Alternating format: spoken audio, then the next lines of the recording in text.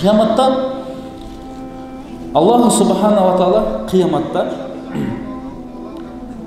yati yevmel kıyameti bi an'umi insani minel kuffar mimmen kâne fid dünya. Bu dünyada bir dinge işenbegen adam deyizdi. Kafirdi, biroq bu dünyada bolup körбөгөндө жыргалчылыкты көргөн адам дейт да. Dinge işengen emес, biroq bu dünyada bolup körбөгөндө жыргалчылыкты көргөн adam kıyamatta Allah subhanahu wa ta'ala bir tozokko maldırıp algandan keyin surayt eкен. Sen bактылуулук дегенди билесиңби, жыргал дегенди билесиңби десе, айрат экен, өмүр бою андай нерсени көргөн жокмун дейт экен. Bir эле тозокко салынып чыккан менен бардык нерсени унутат дейт.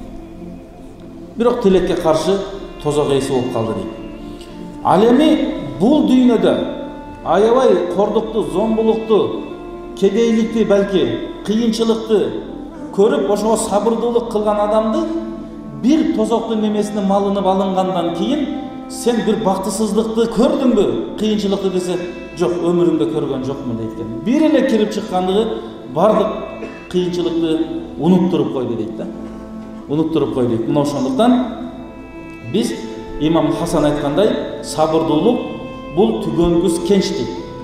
Аны Аллах субханаху ва таала сүйгөн гана пендесине берет дейт. Мына ошондуктан Аллах субханаху ва таала баарыбызды шүгүр кылгандардан, сабыр кылгандардан, Аллах таалага хамд айткандардан кылган болсун.